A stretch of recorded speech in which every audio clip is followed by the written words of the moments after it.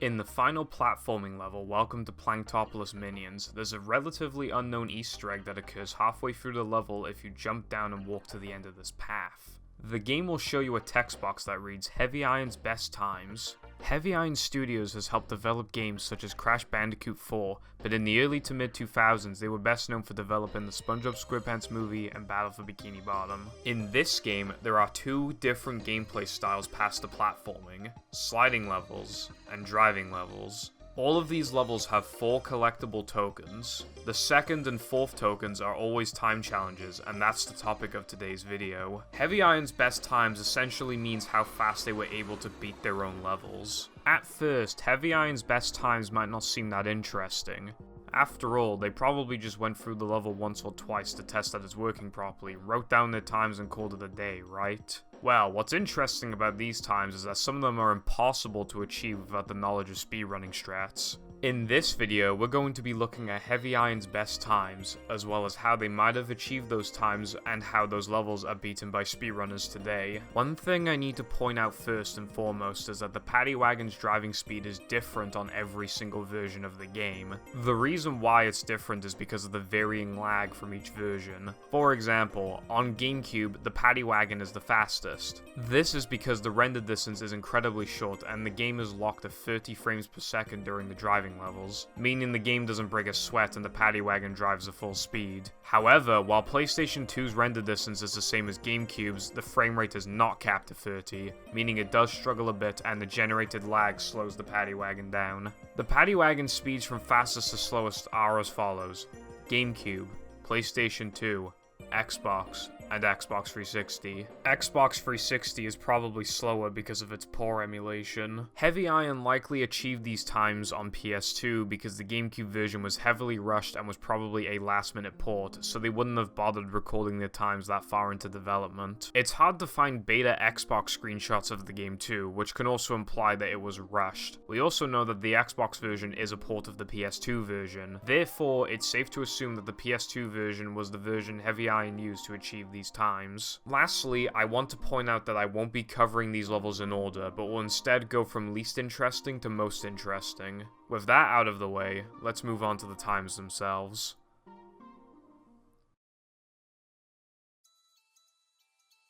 This is, in my opinion, the least interesting time that Heavy Iron set. They likely didn't spend too much time on this one, which makes sense because it's one of the less interesting levels. They definitely use both of the standard shortcuts in the level though. The first shortcut is within the first quarter of the level, whereas the second shortcut is within the last quarter. In the driving levels, one of the most important things to master is the nitro management. Using a nitro gives you a speed boost for a short period of time. It also makes cutting corners by going off-road more worth it, such as the park shortcut. Perfect nitro management can easily save you frames with each use compared to other runners.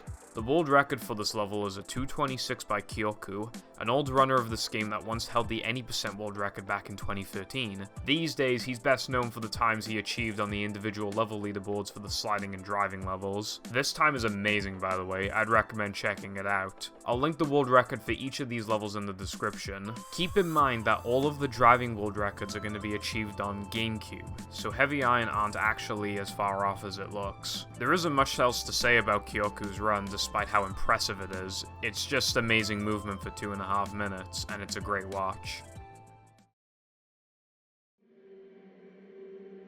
This is another level where there isn't much to talk about because Heavy Iron could only take simple paths. After all, this is just sandwich driving but backwards. It's safe to assume they took this shortcut in the tunnel rather than taking the water slide, as it's noticeably a lot faster. This level can be difficult to do quickly for many reasons. Firstly, the nitro management still applies to this level as well as all of the other driving levels. Second, there are oil patches everywhere, and it takes a lot of skill to drive perfectly when driving on oil. Lastly, there are oil patches and hot sauce all around the park. It's even possible to softlock after getting hit by this hot sauce if you're unlucky. Heavy Iron's time is a 2:29 and the current world record is a 2:18 by Kyoku. However, I should say that this is probably the least optimized time challenge world record at the moment, and I'm sure 2:17 is possible. The reason is because Kyoku damages himself a lot in this run, which is bad because we eventually discovered that taking damage decreases the paddy wagon's speed. He's at low health for a big part of this run, and I think it'd be faster to not get hit at all in these instances. Regardless, this record has stood for 2.5 years, so it'll be interesting to see who can beat it.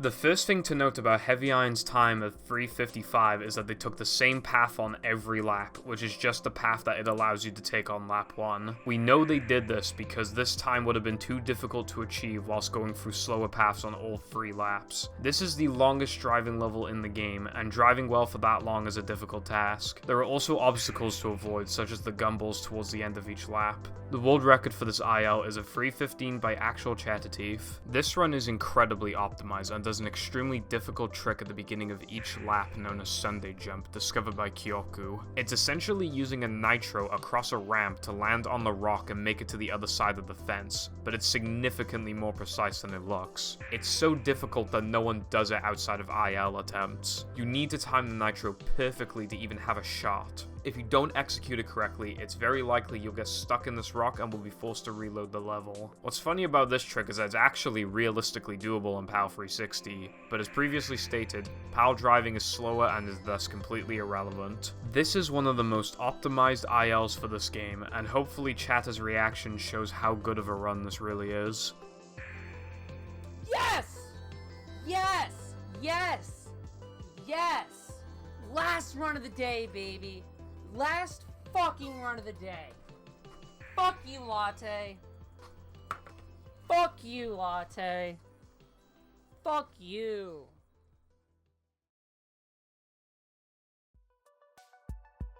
This is the first sliding level we'll be discussing. Unlike the driving levels, there aren't any nitros here. However, what all of these levels have in common are big skips and one-frame jumps. There are a few strats in this level.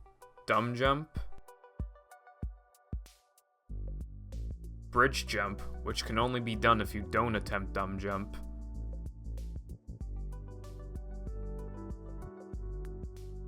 and this last jump that doesn't have a name.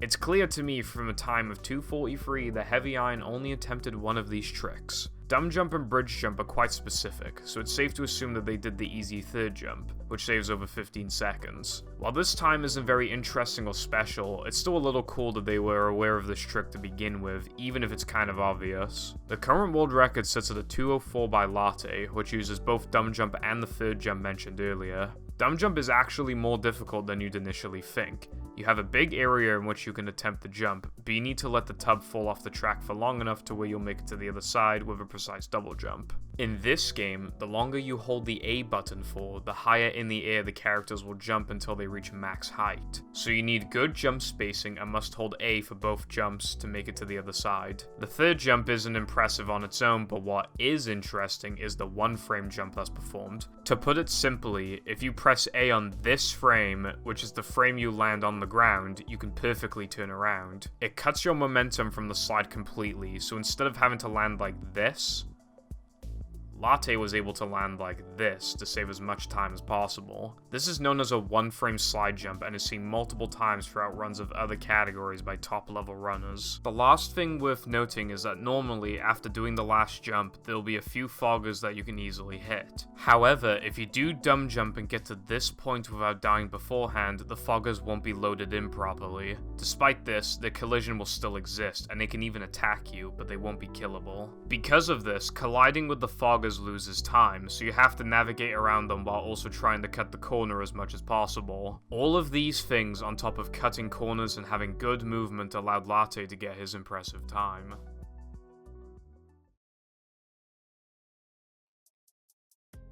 This time is actually pretty respectable on PS2, considering that it was probably only attempted a couple times. I'd say a good time on PS2 would be something like a 2:51, so I'm pretty impressed. Remember that nitro management is key in saving frames everywhere. Using nitros in very specific places does make a big difference by the end of the level, but we obviously don't know if Heavy Iron were even aware of proper nitro management. What we do know is that they definitely took the same path that people do in current IL attempts, because there's no way you can get this close to great times with different paths. The fastest path is actually just the generic path, just like Sunday driving. There are many different paths throughout the level, and on the final lap a ramp drops, which you'd think would be faster, but it's not. Regardless, this is an especially good time for 2004. The current world record is a 2:45 by Kyoku once again. There aren't any tricks or skips in this level, but the corner cutting and movement are really impressive. You typically want to stay away from ramps because those can cut your speed, but if you have to take a ramp, then using a nitro is often your best bet. Just like in Knucklehead, there are oil and hot sauce patches, although those aren't as big of a problem in this level. This is the longest lasting time challenge world record at the moment, and has been standing for over 3 years. I'm not sure if this time is beatable, but we'll just have to wait and see.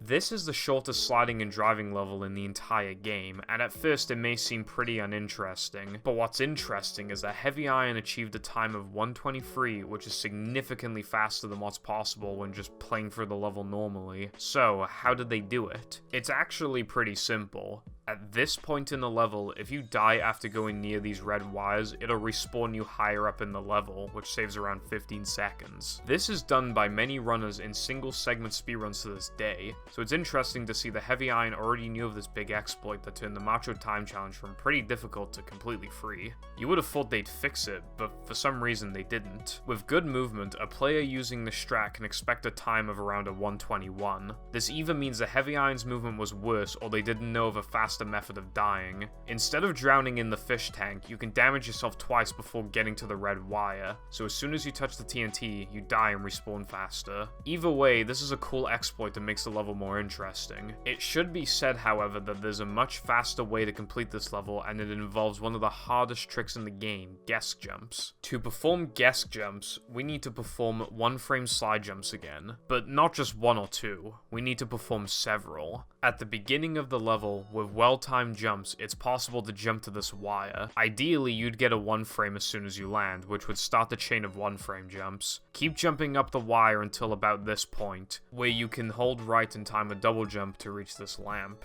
This trick saves about 17 seconds if performed flawlessly. It would save more, but it prevents you from quickly dying with the TNT on the red wire. What's interesting is that you can make it even faster by taking damage here and then proceeding to finish doing the 1-frame jumps. Then you get hit by this stack of TNT just before jumping to the lamp. This is ridiculously hard, but allows you to die using the TNT on the red wire and saves an additional 2 seconds. This is so much harder than it looks, and Kyoku is the only person to perform this in an IL. I should say that this level is easier on the GameCube version, as this is the only sliding level on that version that's capped at 30 frames per second, but that doesn't change the fact that this is still insanely difficult. Speaking of Kyoku, his 1:02 is the current world record and is about as perfect as it gets. Huge congrats to Kyoku on this time. It's a great run, and this is probably his best IL yet. In my opinion, Rock Slide is the coolest level to set a time in. It has multiple interesting skips despite its length, and is especially hard to optimize at a high level. The world record for this level sits at 16 hours, 45 minutes, and 40 seconds by Foggy. Wait, what? The actual world record sits at a 3:15 by Latte. Heavy Iron's time of 3:33 might seem pretty far off, but it's actually really interesting. If you played this level as a kid, you might remember how hard it is to beat the Macho Time Challenge. The time to beat is a 4:10, but without great movement, you probably won't even get close. Even I used to struggle with beating it sometimes. Please. For the love of fucking God, please. I can't. I fucking missed it. What could I have done faster? So, how did Heavy Iron beat Rock Slide significantly faster than this? The simple answer is that they use speedrunning skips throughout the level. There are many skips throughout Rock Slide, but there isn't a trick that can get you a 3:33 on its own. This means that Heavy Iron must have used multiple tricks, but to see what tricks they could have done to achieve such a time, we must go over the current known skips throughout the level.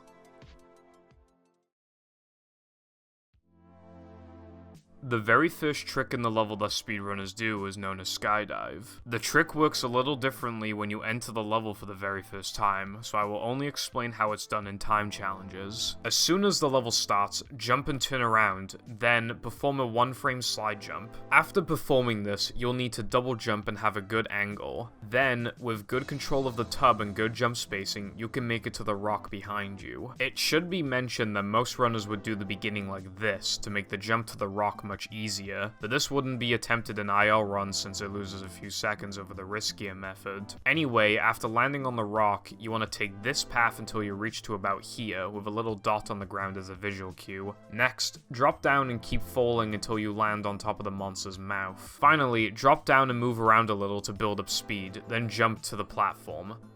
And that's the entire trick. It saves about 9 seconds this way, and is pretty difficult just from the beginning alone. After this, you want to take the trampoline here. Then, after a few seconds, we get to the next skip. Shortly after passing the lamppost, hold right and the tub will fall all the way down to a lower part of the level. This might not look like much of a trick, but there are hand triggers everywhere in this area, so you're narrowly avoiding those triggers, making it a little more precise than it looks. This next trick is very odd and only saves a few seconds. When you get to this point in the level, do a single jump until you're about to land in this area. You have a 1-frame window to press the A button again. If performed successfully, you'll get a second super jump that gives you a lot of speed. It's important to point out though that this path is still faster even if you fail the super jump. The last trick is just before the end of this level and is about as easy as the second trick. Shortly after dropping down at this area, hold left and jump. If performed correctly, you can skip hand triggers and skip a good section of the level. One last thing to note is that taking the right path at the end saves 1 second over the left path. Now, onto the speculation. I have an old IL time of 3:36 with mediocre movement, but it does everything I went over except for skydive and missing the super jump. So if this is the case, how could Heavy Iron beat that when they were on a time budget? Well, it's entirely possible they just had better movement than me, but even if they did, that must mean that they knew of every trick that my IL did, which is crazy to think about. Something to note is that if you don't do skydive, which my IL didn't, you can get a damage boost off this eel and save a lot of time. Heavy Iron likely knew this too. While it's safe to assume that they knew everything except for skydive and super jump, what if it wasn't just that? What if they knew about skydive but weren't aware of a different trick? What if they knew of a trick that speedrunners aren't aware of to this very day? While we may never know, it's impressive that they knew of so many tricks back in 2004. That is why, in my opinion, Rock Slide is by far the most interesting and impressive time that Heavy Iron achieved.